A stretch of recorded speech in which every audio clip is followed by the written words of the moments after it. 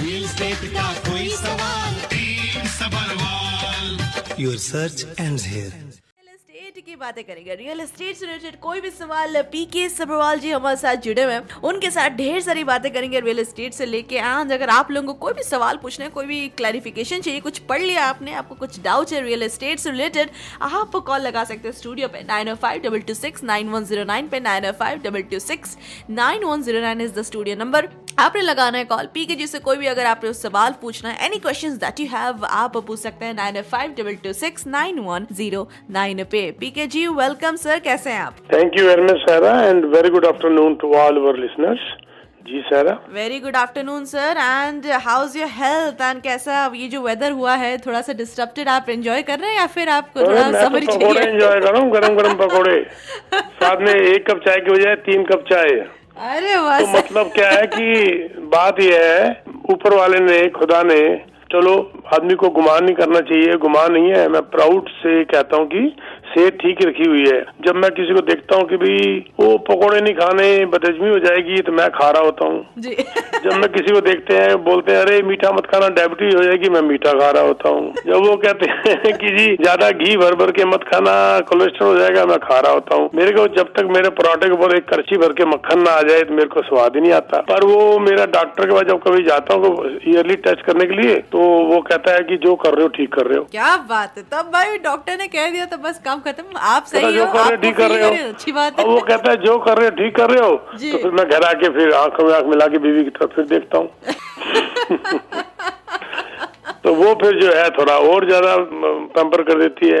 तो ये ऊपर कई बार ये हेरिडिटी भी होता है, लेकिन कई बार सारा मुझे लगता है कि ये चीजें आपके लाइफ स्टाइल पे भी डिपेंड करती हैं। जी। आप कितनी टेंशनों से जा रहे हो, आप कितनी परेशानियों से जा रहे हो, आपको क्या चीज खाई जा रही है। अगर आपकी जिंदगी सिंपल है, शांत है, सादी जिंदगी है, तो मुझे लगता है आधी से ज्यादा बीमारियां अपने आप भाग जाती। वो कहते हैं कहाँ बैठे, इसको कुछ तो हो नहीं रहा, भागो यहाँ से, इसका शरीर छोड़ के भाग जाओ। ये सही बात है। मेंटल एंड फिजिकल हेल्थ, जब शांति की बात करते हैं ना, मेंटल पीस की बात करते हैं, then your physical health is always वो टॉप नॉच पे आ ही जाता है। थोड़ा एक ही तरह का देखो ना, relation है। रात को कहता है डॉक्टर साहब मुझे नींद नहीं आती, जी। अब वो नींद की गोली खा रहा है। जी। अब असली बात पता क्या है, उसको कर्जे की किस्त खाई जा रही है, उसके नींद कहाँ से आ जाएगी।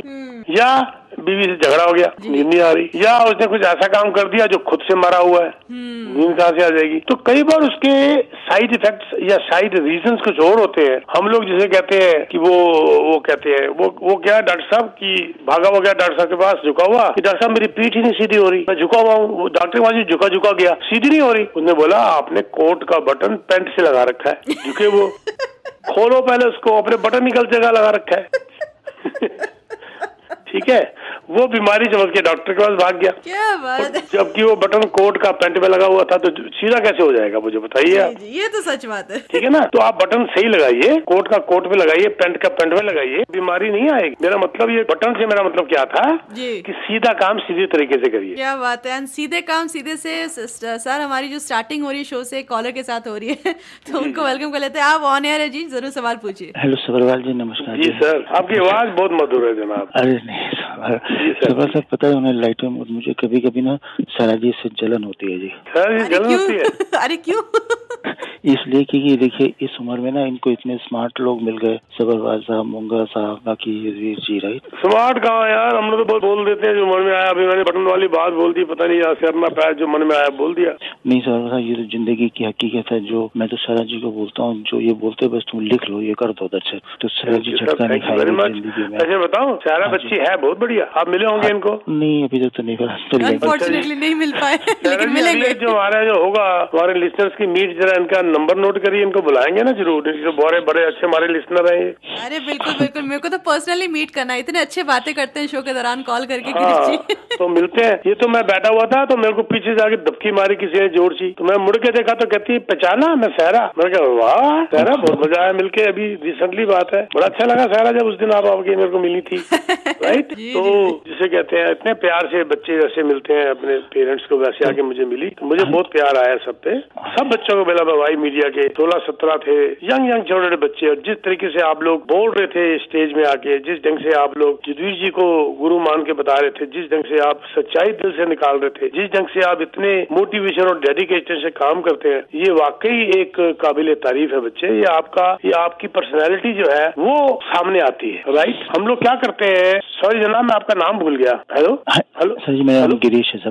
हाँ गिरीश जी, हाँ बिल्कुल मेरे दिमाग से निकल गया। गिरीश जी, हम लोग क्या करते हैं, मैं अपने ऑफिस में बोलता हूँ, पिछली बार मैंने कहा था, हम उतना काम करते हैं जितना हम कहते हैं जी हमें सैलरी मिल रही है। यहीं पर ही हम जिंदगी में अपने लिए खड्डे खोद लेते हैं, यहीं पर ही हम अपने पैरों में कुल्हाड़ी मार लेते हैं, क्योंकि हम उतना काम कर रहे हैं जितना हमें मिल रहा है। तो अपने एम्प्लॉयर भी उतना ही देगा जितना तुम कर रहे हो। फिर आपको शिकायत होती है कि मेरे को तरक्की नहीं हो रही, एम्प्लॉयर बोलता है तेरा काम इतना है, तुम कहते हो मेरे को मिलता है इतना है। ये आइस ब्रेक करनी पड़ती है। सैलरी को भूलकर, इनकम को भूलकर आप काम करना शुरू कर देंगे, अपने आप आपका एम्प्लॉयर देख रहा है उसको मैंने कहां से कहां लेके जाना है।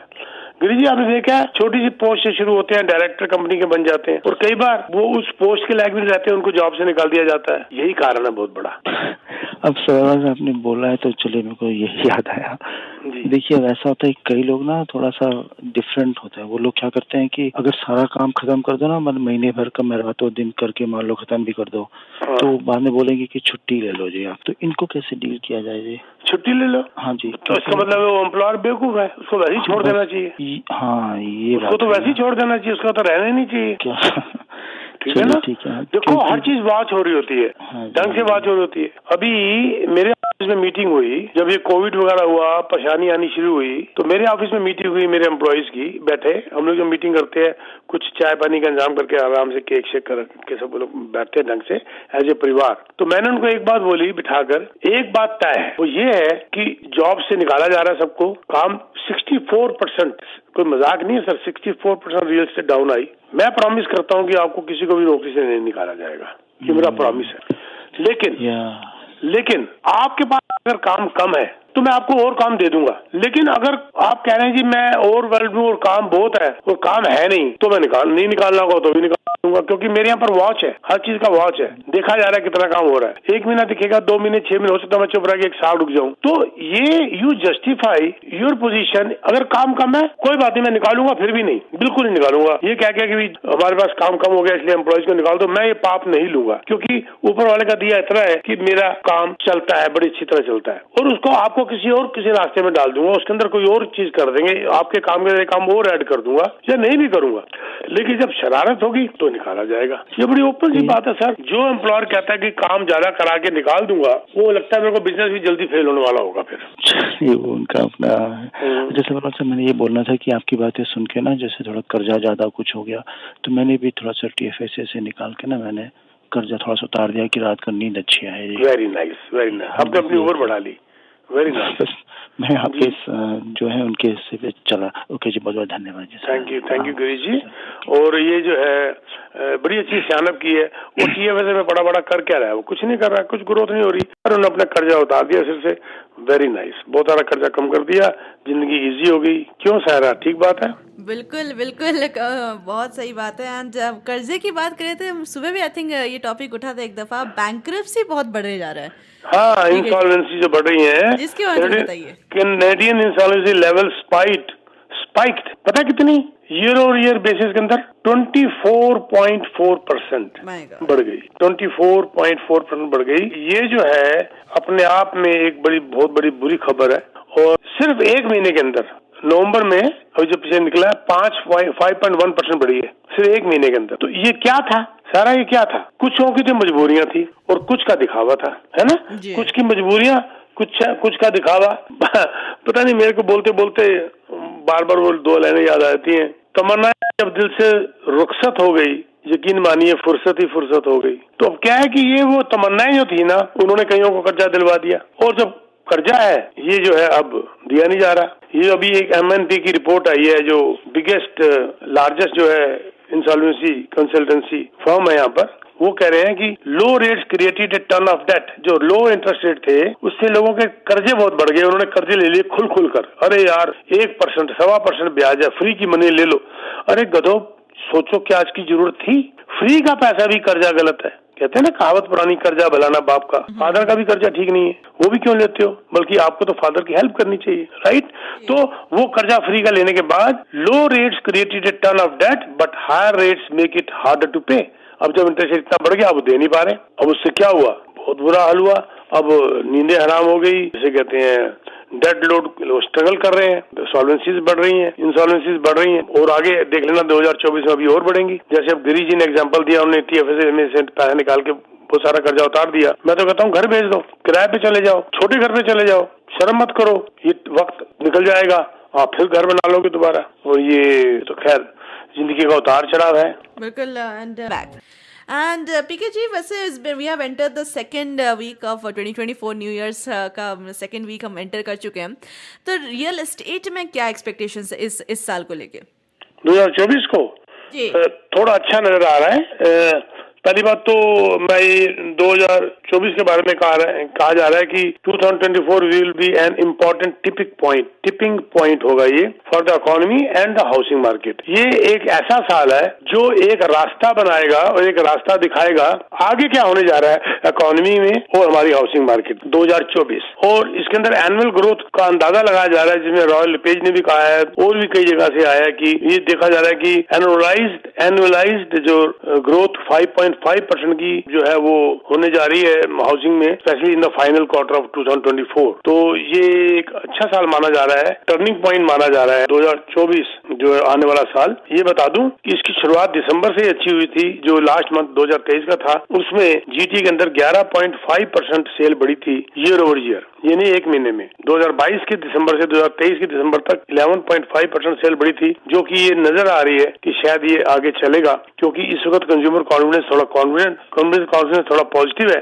लोगों को लग रहा है इंटरेस्ट नीचे आएगा और उसकी वजह से थोड़ी हलचल सी बढ़ी है, ये माना जा रहा है। लेकिन जो 23 की बात करें, जो हाई बोरिंग कॉस्ट थी प्लस जो अनरियलिस्टिक जो क्वालिफिकेशन स्टैंडर्ड था अनअफोर्डेबल ओनरशिप के लिए बड़ा खराब था, क्योंकि उसके अंदर वो एक तो इंटरेस्ट रेट हाई, उसके ऊपर 2% और ऐड कर लो क्वालिफाई होने के लिए, उसने लोगों को दुखी कर मारा था। लेकिन ये माना जा रहा है कि जो रिलीफ है वो आने जा रहा है। बोरिंग कॉस्ट जो है थोड़ी नीचे होती नजर आएंगी 2024 में, और जो लोअर मॉर्गेज रेट है उसके साथ इकोनॉमी जो ठीक बिहेव कर रही है, लगता है इसका असर रिबाउंड होके होम सेल्स की तरफ और होम प्राइसेस की तरफ पॉजिटिव जाएगा, ये मानना है। क्योंकि बैंक ऑफ कनाडा ने भी ये इंडिकेशन दे दी है कि रेट कट्स में बी ऑन द होराइजन इन 2024, ये क्लियर कह दिया है, मे भी कहा है, लेकिन उन्होंने याद में ये भी कहा है provided inflation comes down as projected, पर हमें इन्फ्लेशन और नीचे आती हुई नजर आ रही है। तो मुझे लगता है कि 2024 बेहतर रहेगा 2023 से। And PK ji, I was just reading up report एक आई थी एक न्यूज चैनल से दैट जो डिफॉल्टर्स होते हैं, वेव ऑफ डिफॉल्ट्स जो है वो रियल एस्टेट लॉयर्स अभी अर्ज करें जो प्री सेल बायर्स होते हैं उनको कॉशियस रहने के लिए। तो this is something that I have recently read about कि जो प्री सेल बायर्स के लिए आप क्या कुछ सजेशंस देंगे, because recently lot of wave are going on. बिल्कुल, प्री सेल कह लो या प्री कंस्ट्रक्शन कह लो या प्री बुक्ड कह लो, या एक ही बात प्री सेल कहते हैं उसको, जो कंस्ट्रक्शन चल रही है। क्योंकि जब प्राइस गिरता है, देखो आपको मैं एग्जांपल देता हूँ, मान लीजिए आपने एक घर 1 मिलियन का बुक किया, ठीक है, और मान लीजिए आपके पास उसको खरीदने के लिए 2 लाख जेब में पड़े हुए हैं, और मान लीजिए आपकी अप्रूवल बैलेंस जो 8 लाख है उसके लिए हो चुकी है, ठीक है, आप अप्रूव्ड है। मान लीजिए आज 1 मिलियन का घर है, 8 लाख बैंक आपको देने को तैयार है, 80% नॉट 8 लाख, 80% है, नहीं 8 लाख हो गया, और 20% आपने देना है। ये सारी सिनेरियो अच्छा नजर आ रहा है ना सारा आपको जी। अब देखिए क्या हुआ 23 के अंदर, मार्केट गिर गई, 15% मार्केट गिर गई, यानी कि जब बैंक ने इसको अप्रेज किया तो वो मिलियन का घर बैंक के हिसाब से 8.5 लाख का रह गया, 15% गिर गया ना। अब बैंक कहता है कि आप 2 लाख जमा ये 1.5 लाख की कीमत गिरी, अब आप 3.5 लाख लेकर आओ। अब आपके पास 1.5 लाख और है ही नहीं, आपने तो अपना बजट 2 लाख के हिसाब से किया हुआ था।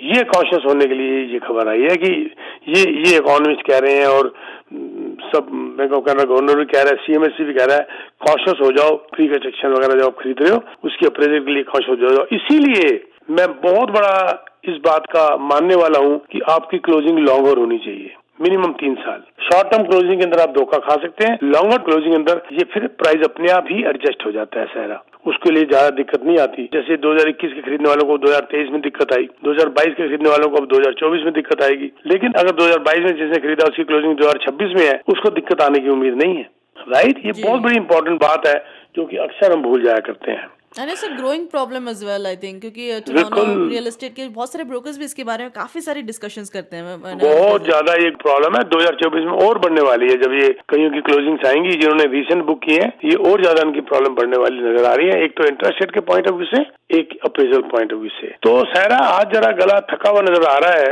पकौड़े जरा ज्यादा खा लिए। तो घी था ना जरा वो तर हो रहा गले में जी। तो मेरे ख्याल से जरा जल्दी छुट्टी की जाए आज। ठीक है जी, आपकी मर्जी। ठीक है जी, नो प्रॉब्लम। ठीक है ना। वो जो है ना, वो जो खा के फिर ना, कई कहते हैं, मेरी मदर कहा करती थी कि ये गधे होते हैं ना, ये ज्यादा खा के सो जाते हैं। वही छेड़ती थी बच्चों का ना, हम सो गए तुम लोग। तो मैं धीरे से कहता था, माता जी शेर भी तो सोते हैं ना। तो फिर वो कहती चुप, तेरे को बहुत शरारत छूट रही है। तो वो अपना अपना तरीका है। तो फिर मेरे को आप जो मर्जी मानो, अब मैं पकौड़ा जरा ज्यादा खा चुका हूँ। ठीक है। तो सायरा, अब मैं चलते अपना नंबर दे देता हूँ। For any real estate need you can contact me 6472994757 6472994757। आप प्लीज कॉल मत करिएगा, टेक्स्ट मैसेज डालिएगा अपने नाम के साथ, आपको इमीडिएट कॉल बैक आएगी and we will schedule a meeting और ए जूम कॉल और व्हाटएवर। और बड़े जबरदस्त इंसेंटिव्स अब आजकल हम लेके दे रहे हैं बिल्डरों से, अनबिलीवेबल। वो आप हमारे साथ बैठेंगे, आपके सामने हम लेके देंगे कैसे लेते हैं हम। प्लस रीसेल के अंदर भी बड़े जबरदस्त इस वक्त प्रॉपर्टीज मार्केट के अंदर आई हुई है। अगर आप बायर हैं, अगर आप सेलर हैं, हमसे कांटेक्ट करिए, हम आपको बताएंगे कैसे हम आपको फेयर मार्केट प्राइस लेके दे सकते हैं। Also Saira, we are hiring, हमारा कैंपेन रेगुलर चल रहा है अभी हायरिंग का। गुड पैकेजेस, गुड ट्रेनिंग, हर किस्म की ट्रेनिंग, 3-4 किस्म की ट्रेनिंग महीने में दी जाती है। उसके लिए मेरी मेंटरशिप के अंदर प्लस बिल्डर को मिलवाना, उनको बुलाना, आपसे मुलाकात करवानी, आपको इंसेंटिव दिलवाने। आप एक ही नंबर याद रखिए, 6472994757। I repeat, 6472994757, or you can visit teamsabarwal.com. Thank you very much, Saira. Thank you so much, PK ji. It's always a pleasure to talk to you. We wish you all the very best. Thank you so much. Thank you. Take care.